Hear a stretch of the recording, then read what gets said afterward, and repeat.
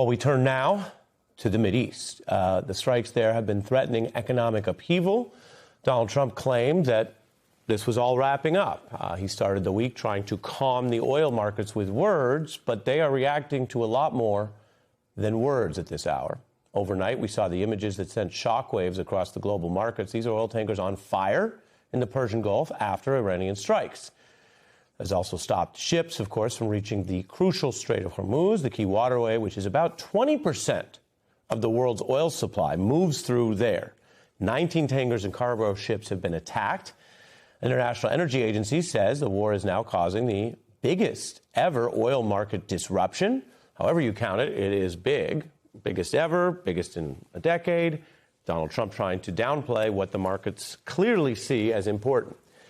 Now, Iran also has a new supreme leader who is making his first remarks today, and he's talking about keeping that crucial oil strait closed. The attacks occurring after Trump urged captains to show some guts.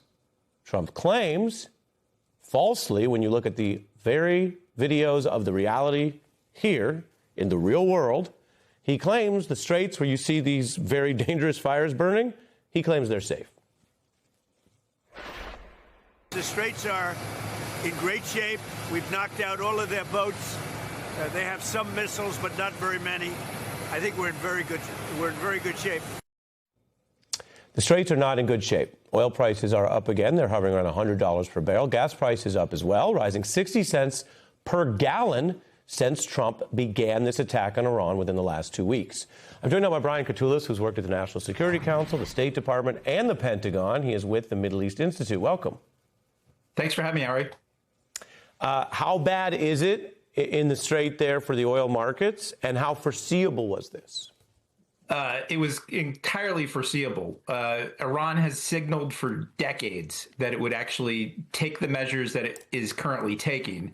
And we don't seem to have a contingency plan to deal with what has been effectively the shutdown of this crucial waterway that has 20% of the world's energy supplies going through it. So it's baffling to me that we're at this moment right now, given all of our military power and our might. And I think it's a consequence of President Trump not actually having a clarity of objective about what he's trying to do with the use of military force in Iran right now.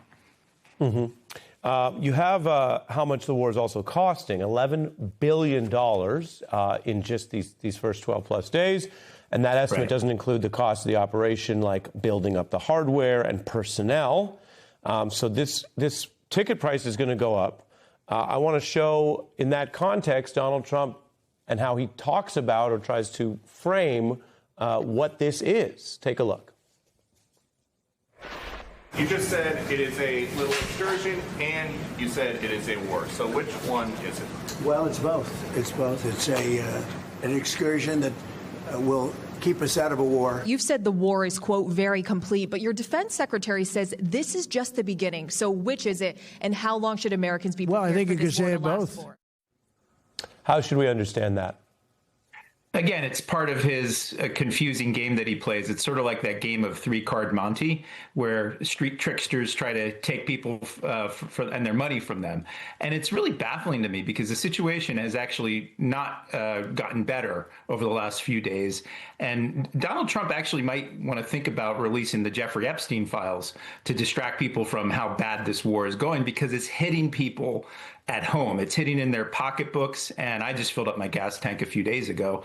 I think a lot of Americans are hurting. And what I fear, as someone who follows the Middle East and talks to people in the region every day and several times a day, that there is no clear end in sight. There are attempts at back channels. There are attempts to sort of lead to an off-ramp here. But what we have is strikes without strategy, a strategy to actually make our partners safe, make our troops safe, and make even Israel safe. And you need to have that bigger long-term end goal, which we don't have. Right. The strikes are incapacitating part of Iran's ability to hit out. And beyond that, what is the United States air war like? I mean, presumably they have these plans over a certain amount of time. We mentioned your credentials in working on both Pentagon and diplomacy side of this.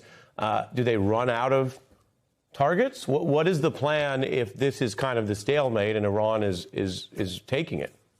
I don't think they have a plan here in terms of the political end state. For certain, our top general, General Kane, he has a clearly precise objective, which is to eliminate Iran's capacity to impose a threat on its neighbors. That's a pretty tall order when you think about the drones that they have, when you think about the ballistic missiles. The Gulf states were hit with more than 3,000 of these projectiles over the last 2 weeks or so. And they've been pretty resilient, and we've helped them quite a lot. But Iran has many more drones, and we have much more expensive military hardware. So I'm not sure they've thought through this.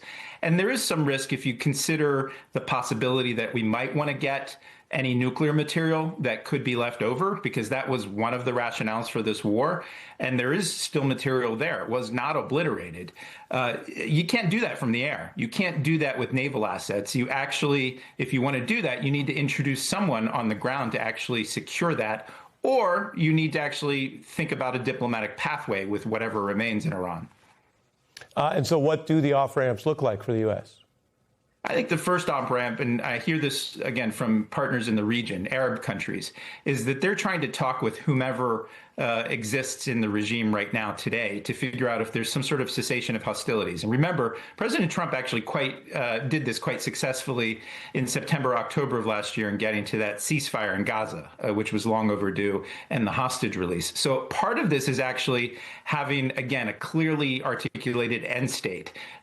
President Trump has said regime change at one point. Now he seems to walk back on it. You need to stick to something so that you can empower your team or to work with partners like Oman or the UAE or Saudis who talk to Iran every day to try to figure out if there's a way to de-escalate it. The key point here, Ari, is there actually aren't any very good military solutions in the long run. And this is what the countries in the region say. They don't like Iran. They don't like this regime, but they have to live in the same neighborhood with them. So I think what they're looking for is something that is a sustainable result, not this strikes without strategy and we're hitting things, but without a clearly defined end goal of what Iran or the region will look like.